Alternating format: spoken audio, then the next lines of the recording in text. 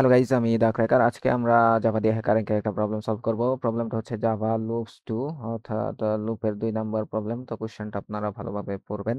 আমি একটু পড়ি। যেখানে তিনটা ইন্টিজার থাকবে, একটা হচ্ছে ইন্টিজার এ, ইন্টিজার বি এবং ইন্টিজার এন।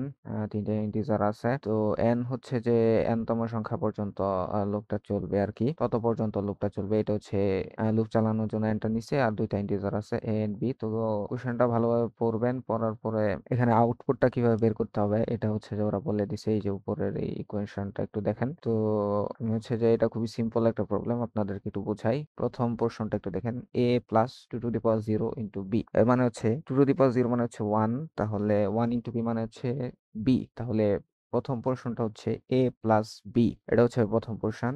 এবং সেকেন্ড পোর্শনে যদি আপনারা আসেন তাহলে দেখেন যে A plus two to the power zero into B, এটা ঠিক আছে, মানে হচ্ছে এ প্লাস বি, প্লাস হচ্ছে two to the power one into B, অর্থাৎ টু দি পাওয়ার ওয়ান মানে হচ্ছে টু, অর্থাৎ টু ইন্টু বি মানে হচ্ছে two B.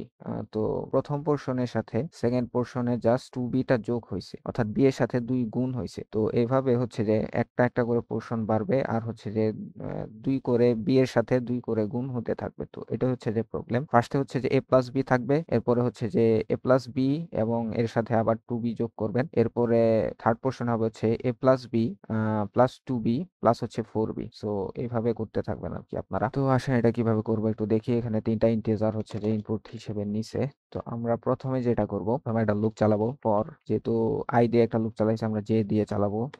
Integer J, J না, জে ইকুয়াল জিরো, জিরো থেকে শুরু হবে।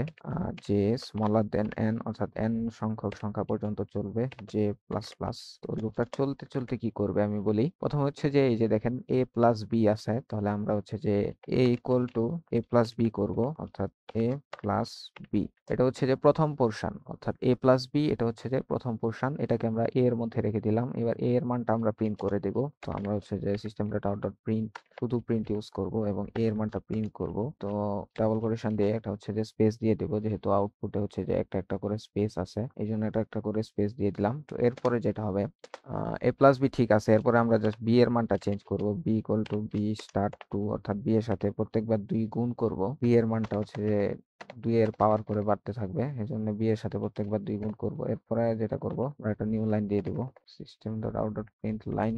আমি একটা নিউ লাইন দিয়ে দিলাম। এবার আমরা যদি কোডটা রান দিই, এই দেখেন, কনগ্রাচুলেশনস, সবকিছু ঠিকঠাক আছে। এরপর সাবমিট দিবেন। তো ওটা এটা বুঝি। আমরা প্রথম পোর্শনটা হচ্ছে যে A plus two the power zero into B, অর্থাৎ এ প্লাস বি। এই যে এ প্লাস বিটা আমরা প্রিন্ট করলাম। এরপরে প্রিন্ট করার পরে যখন থার্ড লাইন আসবে তখন বি এর মান হচ্ছে যে শুধু বি। তো এরপরে আমরা বি এর সাথে দুই গুণ করে দেব। তো বি এর মান হয়ে যাবে হচ্ছে টু বি। টু বি পরে আবার উপরে যাবে, উপরে গিয়ে হচ্ছে যে এই যে এ প্লাস বিটা প্রিন্ট করবে। আর এই যে টু বি মানে হচ্ছে two the power one into B, এই টু বিটা হচ্ছে যে প্লাস আকারে আসবে। এই যে যেহেতু এ প্লাস দিয়ে দিছি আমরা, সো প্লাস আকারে এটা আসবে। তো আমরা যখন আবার নিচে আসবো, নিচে আসলে আগে বি এর মান ছিল টু বি, সো এবার টু বি এর সাথে আবার দুই গুণ হবে, অর্থাৎ ফোর বি। ফোর বি মানে হচ্ছে টু স্কোয়ার বি, অর্থাৎ এই যে দেখেন two the power one into B plus হচ্ছে টু স্কোয়ার ইন্টু বি হবে, অর্থাৎ ফোর বি হবে। আবার যদি নিচে আসে তাহলে হচ্ছে যে ফোর বি ইন্টু টু মানে এইট বি, অর্থাৎ টু কিউব ইন্টু বি, অর্থাৎ প্রত্যেকবার বি এর মানটা চেঞ্জ হচ্ছে, আর এ প্লাস বি টা ঠিক আছে। তো এটা হচ্ছে যে প্রবলেম।